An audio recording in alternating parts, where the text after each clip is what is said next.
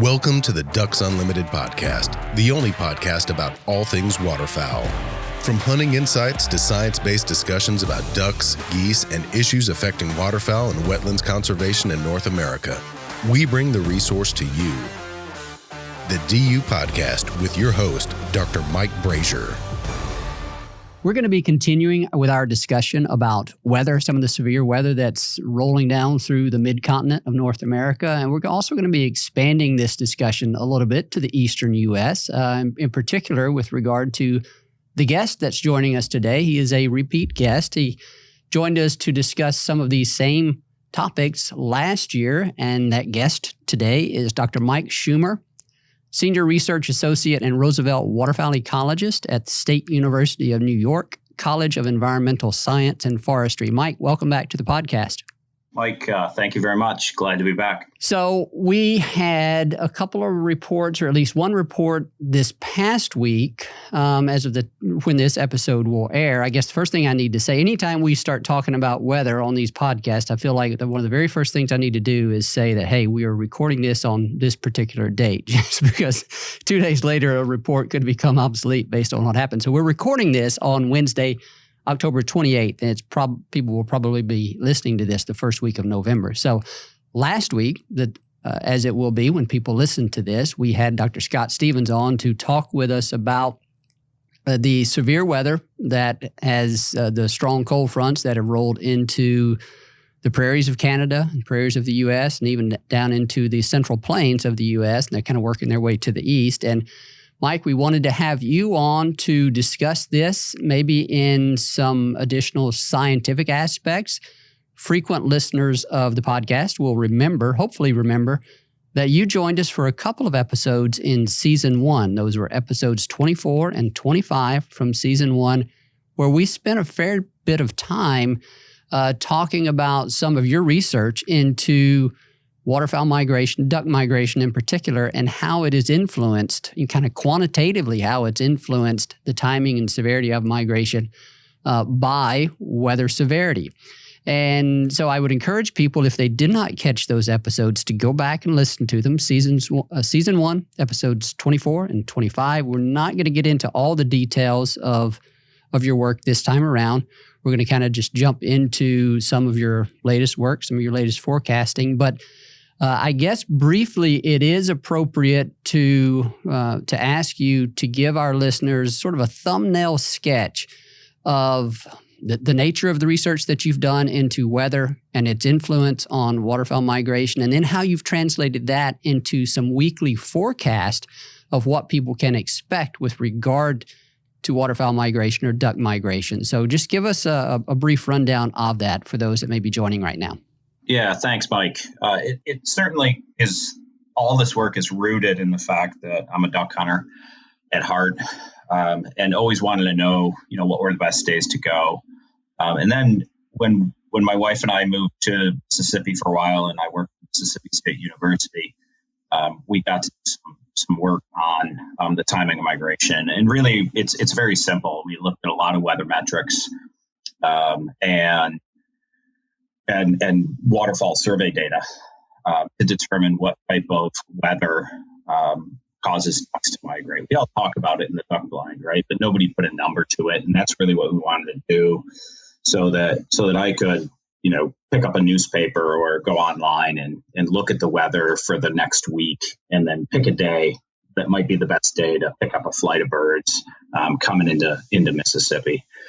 And so that's really where it started. And we've used a variety of data sets of weather and waterfowl survey data from throughout the Mississippi and Atlantic Flyway over the years to come up with these weather severity indices that predict movements of ducks, and then refine them through time with additional studies thereafter.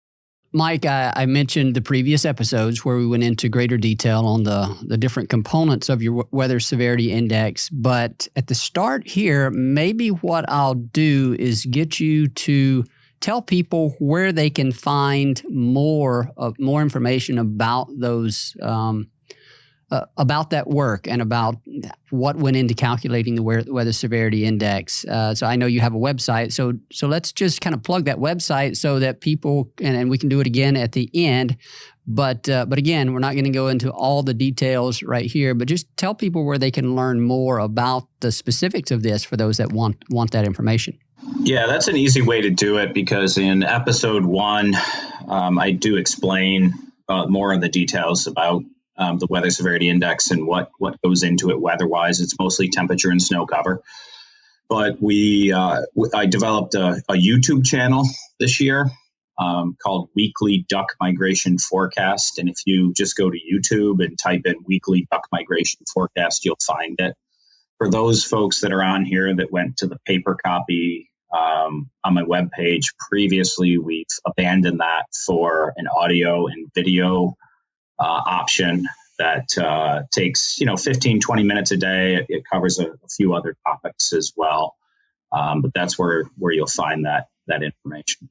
Mike, with that covered in terms of where people can learn more about this, I want to start out with you giving us, just personally, what are weather conditions like over in your neck of the woods up in New York? We heard from Scott Stevens last week, so we kind of know that, but we want to build the other part of the puzzle here. So what's it looking like up in the Northeast? Yeah, so it's been a real mixed bag. We started out really warm. I would say we still, in general, up until recently and into what's going to happen this weekend and next week, have been abnormally warm in the east. There's been this, ridge of real cold air that's dropped into the prairies and such, where Scott Stevens saw those, extreme conditions for this time of year. But we've had just warm Gulf air coming up towards us. It's this continued series of, storms, and goodness, I feel for those folks on the coast and everybody in the Southeast that's gotten so much water, for sure.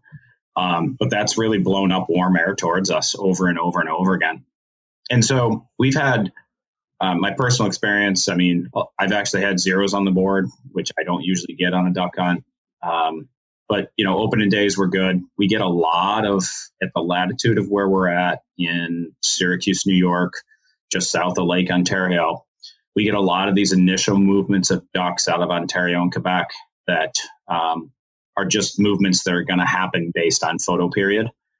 Those ducks aren't going to stay there. It's not based on weather. So they make these initial movements out of their breeding grounds to areas where there's more productive soils and more productive wetlands with more food to feed. And so we had some really good opening days.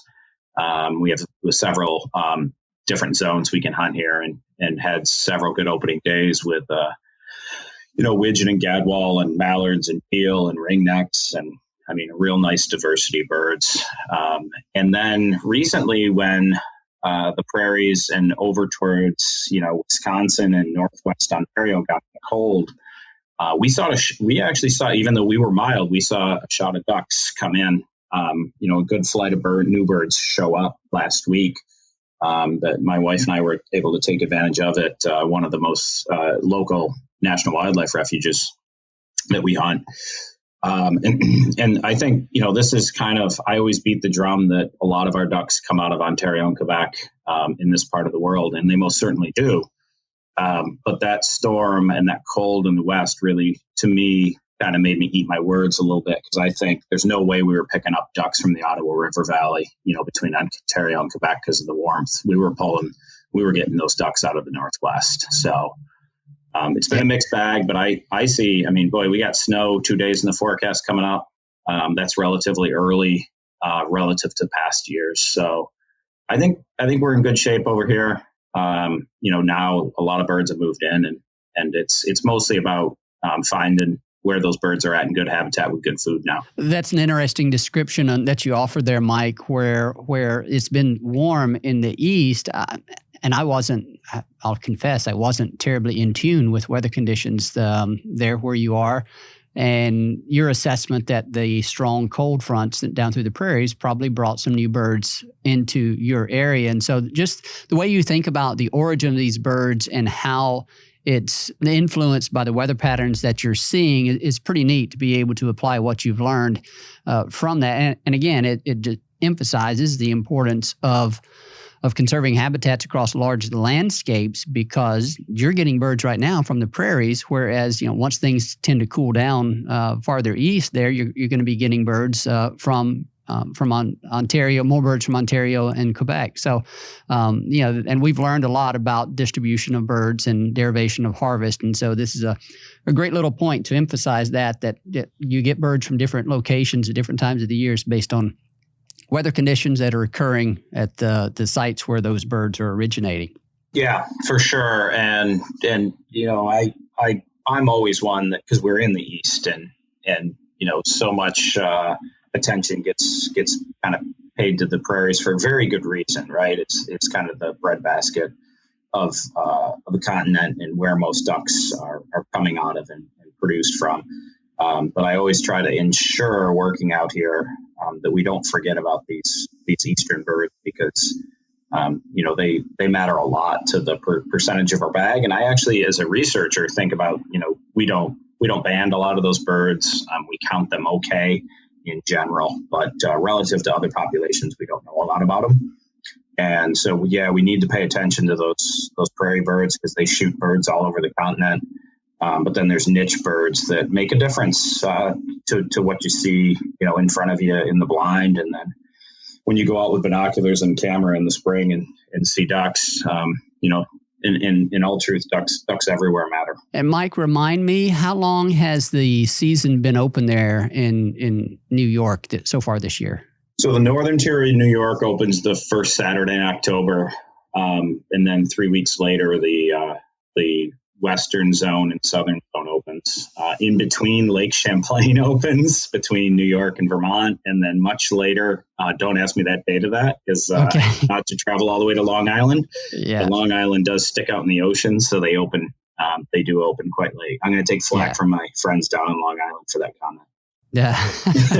Well, sometimes that happens. Yeah. It's been pretty interesting. A lot of the states here in the Mississippi and Central Flyway, certainly the southern states, are not open and are, in some cases, close to a month away from being open. And yet we're seeing fairly significant influxes of birds into some of these areas based on just some of the reports I'm seeing on social media, which is it's pretty cool to see. And this happens every now and then. I was talking to Scott, and it seemed like this extreme cold, relatively extreme cold for this time of year, happened and occurred rather suddenly. I was actually fishing in South Louisiana most of last week. We ended up picking an ideal week to do that, because it's like you had to squeeze it in between hurricanes, and we got lucky in that regard. But my mind wasn't necessarily in tune with what was happening up on the prairies, and then I start getting some messages about, hey, this extreme weather's coming in. And so it's like, wow, that happened quick. And so when that does happen, we see some of these big movements. And so I guess with that, Mike, I want to transition to talk about the forecast that you would have released earlier this week. Again, as we're recording this, that report would have come out on Monday. And so give us a rundown on kind of what that forecast would be for duck migration. And again, for the listeners that we probably need to point this out, your forecast pertained to the Central and Mississippi and Atlantic flyways, right? Yeah, mostly Mississippi and Atlantic.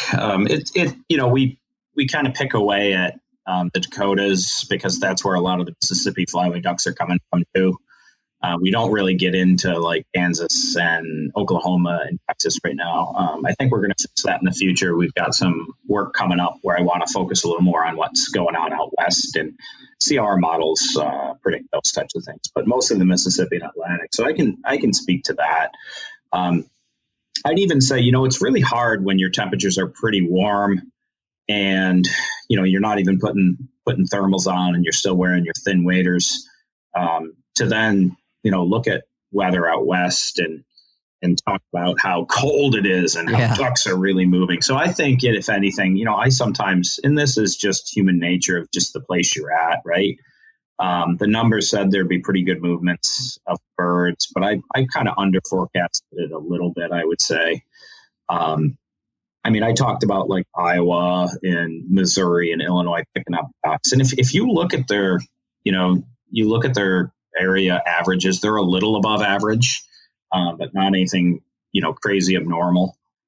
But sometimes these ducks are in good shape and they make really big jumps further south. And when these ducks we're talking about, Mike, I think we should be clear that these weather severity indices are for dabbling ducks. So, mallards and in the east, black ducks and gadwall and widgeon and green-winged teal and shovelers and such. So, a lot of the big movement that occurred, way south, stuff I think the southern folks probably seeing to a large degree are those early ducks. So anything but a mallard and a black duck, because they tend to migrate way earlier.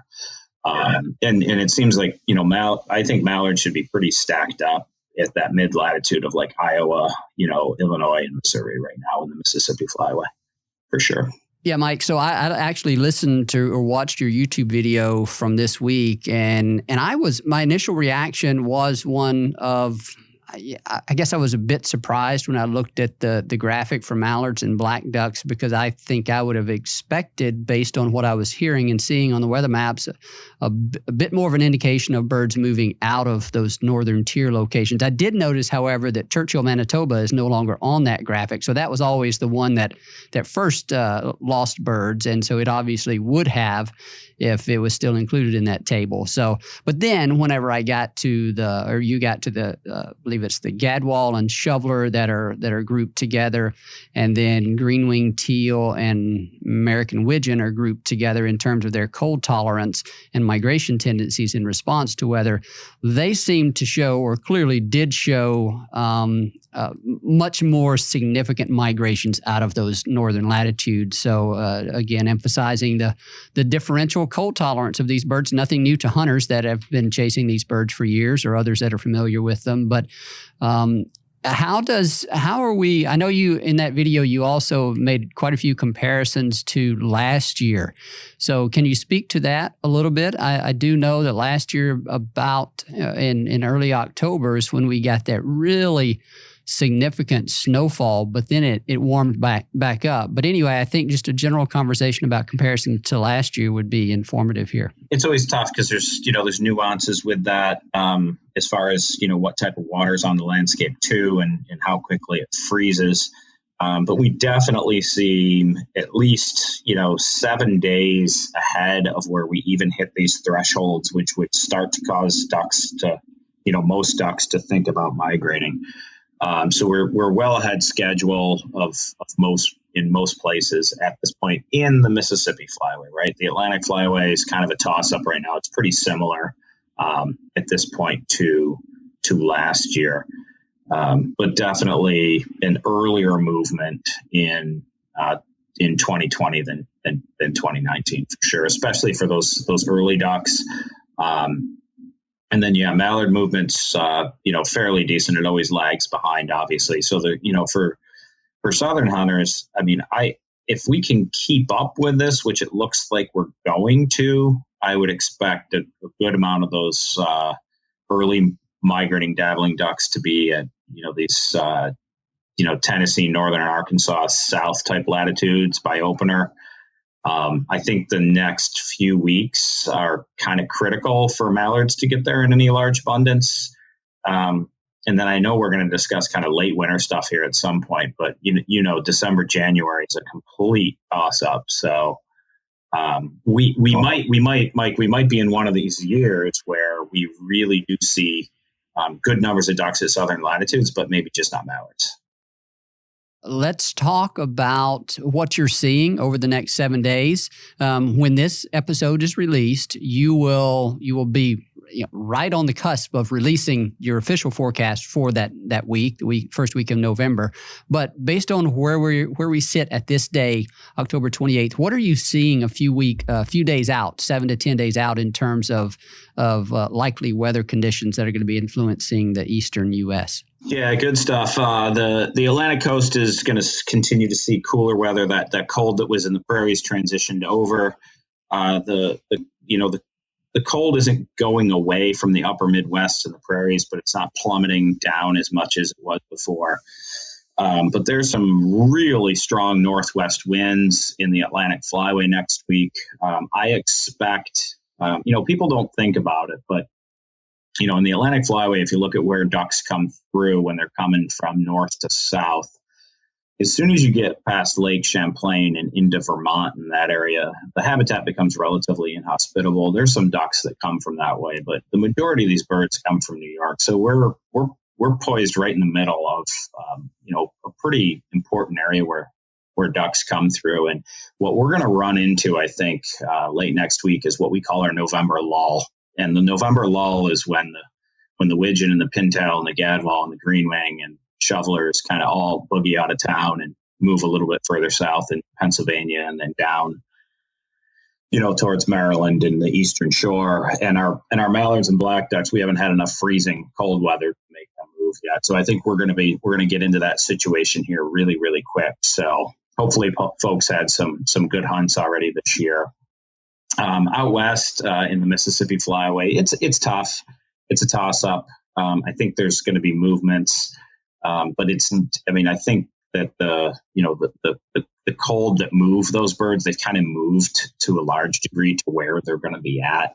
And there may be some shuffling around, some small movements. But obviously haven't run the numbers yet, but my expectation is it's not going to be like what we saw last week. Mike, I think that's the first time I've ever heard someone say out west and transition to a discussion of the Mississippi Flyway. I do apologize. That's all right. Well, it's my forecast is only the Atlantic and Mississippi, so that's I should say further west. Thank you. Yeah, that's right. I understand. I knew exactly what was happening there. It was just interesting. So many things are relative to where you are, and this was a perfect example of that. And I'll also say that your description of November being, you calling it your November lull. I was talking with Matt Kaminsky, our mutual friend Matt Kaminsky, last year out in California, and he was saying they referred to November as Slowvember. You get that initial push of birds, movement of birds into the state, and then they get pressured a bit as a result of hunting. They figure out safe spaces and safe behaviors, and then until you get an additional movement of birds in and maybe more favorable weather conditions, it's tough sledding, from a hunting standpoint, and that's probably a pattern that is fairly uniform across all areas. Generally speaking, but of course you're gonna see some variation in that from year to year. So some rather consistent and interesting patterns that we see there. Yeah, stale ducks are a thing, right? We've all experienced stale ducks, and I don't want to bum anybody out. And who knows if my long-term forecast is right? But I expect we're going to talk about that in a little bit. And my long-term is get them when they come, and because there's I think every year there's stale ducks, but I think this year has a very strong potential for stale ducks. Well, let's talk about that, Mike. Set this up for us. When you are looking at long-term forecast for the winter period, what are the dominant climatological, phenomena that you're looking at, and how is this year shaping up in that regard? Yeah, that's a good question, and something I've been, I work with long-term climatologists, colleagues of mine that do something quite different than what we do, but the information that they gather is really informative to us. And so you can't just think about the Mississippi and Atlantic Flyway. You have to think about this as a global climate, and how high and low pressure systems set up throughout the globe based on snow cover and ice and sea surface temperatures and land cover temperatures that then can set patterns up that lasts for months and months, right? The one that we're familiar with are sea surface temperatures from the Pacific Ocean, which are La Nina and El Nino. There's a lot of other stuff that runs that as well. So, the one of the biggest things going on right now globally is that there's a massive area of historic low sea ice cover that we really can't ignore. The Arctic sea ice is, climatologists last week freaked out because we just didn't grow sea ice over the last 7 days, which has never happened in the satellite record. And the satellite record's relatively short. It's like the 1980s. But we've never not grown good amounts of ice extent, square miles of ice in this time in October. And so, that's a massive area that's actually pumping heat back into the environment from the ocean. And it's instead of, reflecting heat by being covered. So folks are definitely thinking about that one. Snow cover in Siberia is another one that has an effect. And one of the things that happened, Siberia hit 100.4 degrees Fahrenheit at some weather stations this summer. They were approximately 10 degrees above normal all summer long. So just the sheer heat potential of these areas right now has the potential to really change the weather patterns compared to normal. And this is where long-term climatologists right now, Mike, are having a hard time thinking about what's going to go on with the long-term weather, because some of the heating that we've seen and abnormalities in ice and snow in some of these northern latitude areas, which we know affect our winter weather in eastern North America and along the Atlantic coast and the Mississippi and Atlantic flyway, are so out of whack with what folks have seen before. It's hard to predict things you've never seen. So I shouldn't ask you to try to forecast what's going to happen, what these things that you've talked about are going to mean. So here's the thing, right? So these companies get hired to develop forecasts for snowplow companies that need to, for instance, make parts and stuff. So their lives dependent, their jobs dependent on. Mine doesn't really. So I can look at it and forecast anything. The reality is it can go two ways, right? The cold, early that we get. My prediction was for relatively mild October and November, some cold shots in December, a mild January, and then potentially some really good cold in March. That late winter period. Based a lot on kind of global circulation and patterns that were very much like 2016. But, the fact that we got this really cold early, the planet only has so much kind of cold air in it, and it can moderate these patterns. And so we can be cold early and then have it moderate, or we can be hot early in the fall and then have the chance for these polar vortex disruptions. But what I think is going on is that the planet right now is going into, it's moving cold and, in simplest terms, it's moving cold and warm air around. And this isn't, it's also a hamburger, right? So there's also layers of the atmosphere which are exchanging cold and warm air up and down as well. So it gets a bit confusing. But if we do all this cold stuff early, there's a really good chance that we don't have polar vortex disruptions and all the cold air just gets held at the poles later. So I think what's probably going to go on, it's good that we've got ducks to move for us, but this is my concern about stale ducks. I had originally forecasted like 2-3 really good cold shots in December. Well, they came early. So I think what's going to happen is folks got their cold early, they've got their ducks.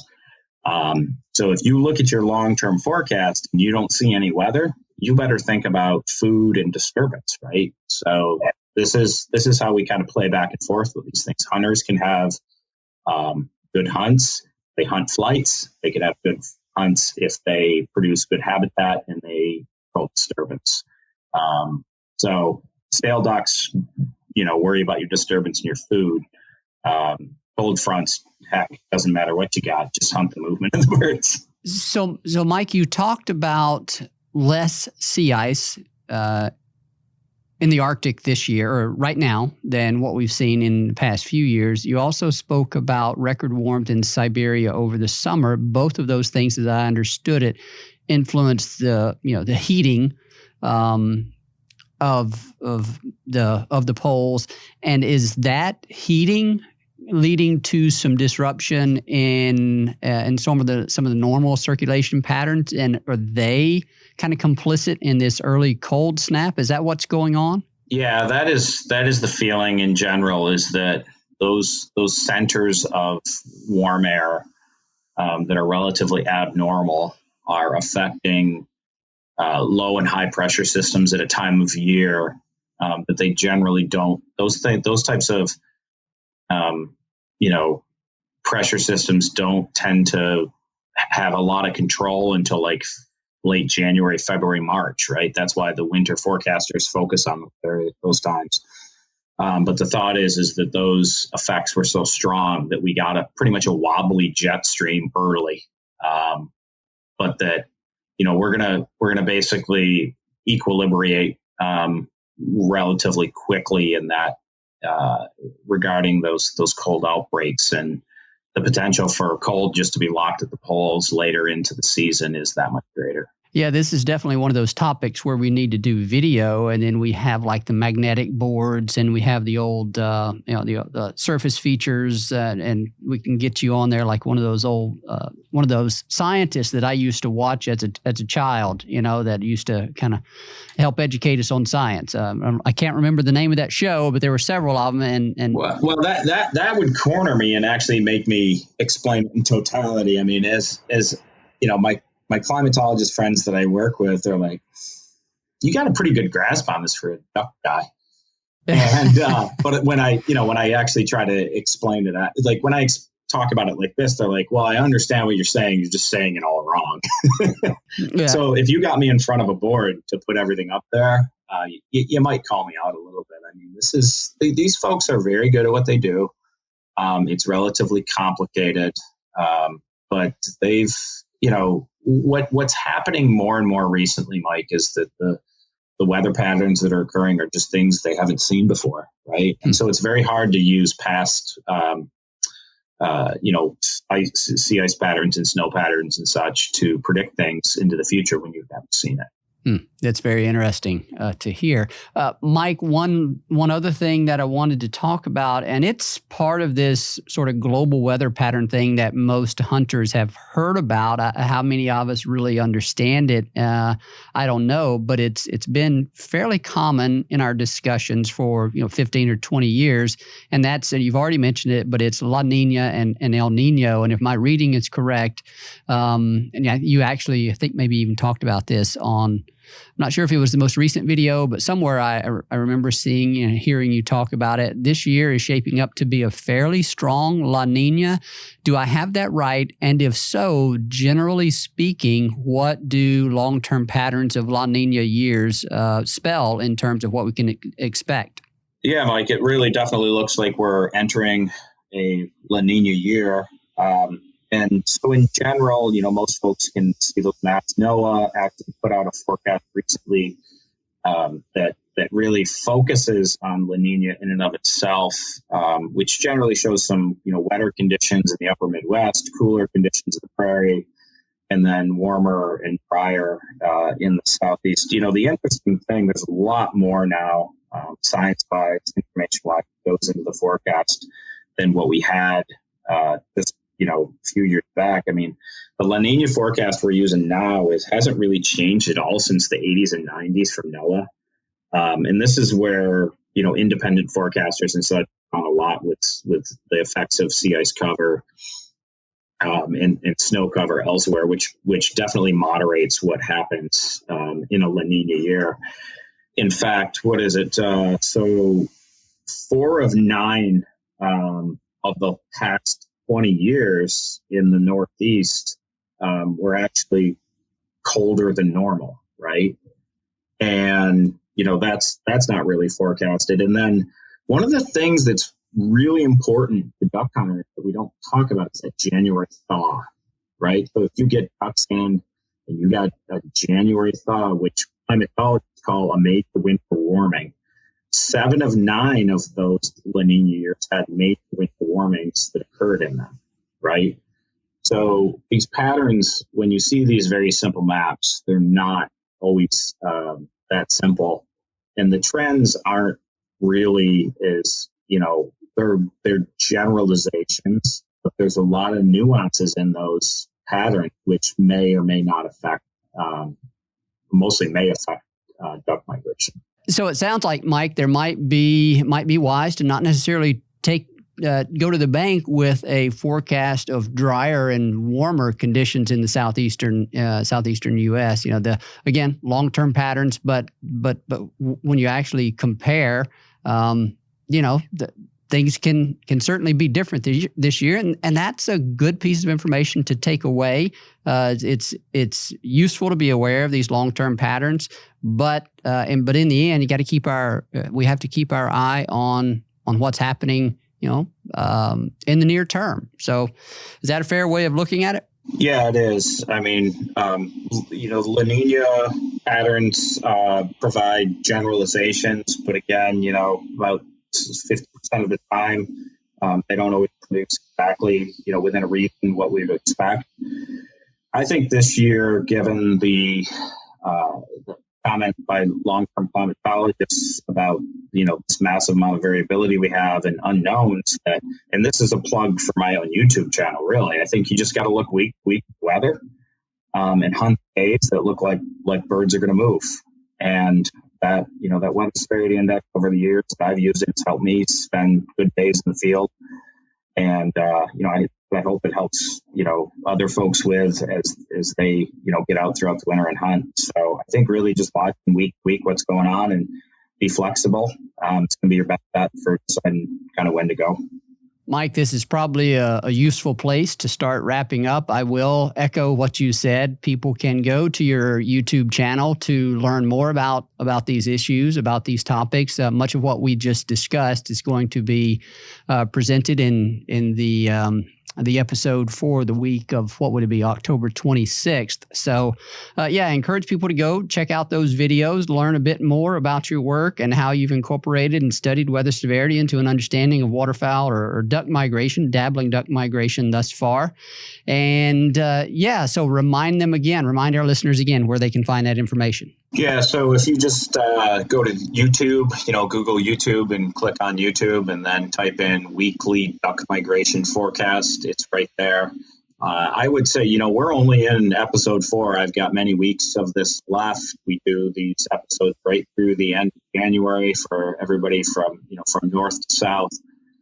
For the most part, a lot of duck movement at the northern tier states moves just based on photo period and ducks starting to think about going south. But once those ducks start to linger at mid-latitudes, weather effects really kick in to a larger degree. And so I would encourage folks to keep up with the YouTube channel and listen in each week to find the days that would be best for you to hunt. The other thing that we do that I think that's pretty cool is I take questions from the audience. So if you email me at weeklyduckmigrationforecast@gmail.com with questions, I will entertain those appropriate questions at the beginning of each episode each week on Sundays and Mondays. And you only answer the difficult questions, right? Correct.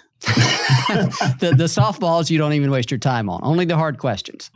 Well, here's what happens, though, Mike, is that if you don't send me questions during the week, I make my own. And so you don't want to be subject to those. So I do truly like to hear questions from the hunting community about duck migration and duck hunting in general that's focused on what we talk about each week. So please do send questions. I do address them and enjoy that back and forth with folks. Well, thank you, Mike, for joining us here and sharing more of your insights, more of what you've learned over the years about weather and waterfowl migration. And we will keep an eye on these long-term forecasts and as well as kind of short-term developments, and look forward to maybe having you back on later this winter as hopefully some significant weather events will unfold and make things interesting for waterfowl hunters all across the country. So thank you for that, Mike, and look forward to having you back. Thank you.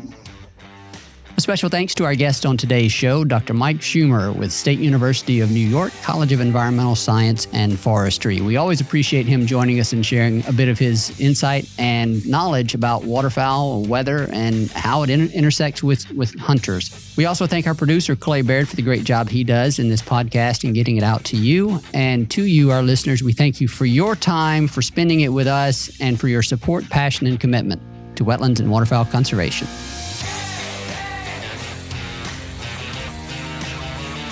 Thank you for listening to this episode of the DU Podcast. Be sure to rate, review, and subscribe to the show, and visit www.ducks.org/DU Podcast for resources based on today's topics, as well as access to more episodes. Opinions expressed by guests do not necessarily reflect those of Ducks Unlimited. Until next time, stay tuned to the Ducks.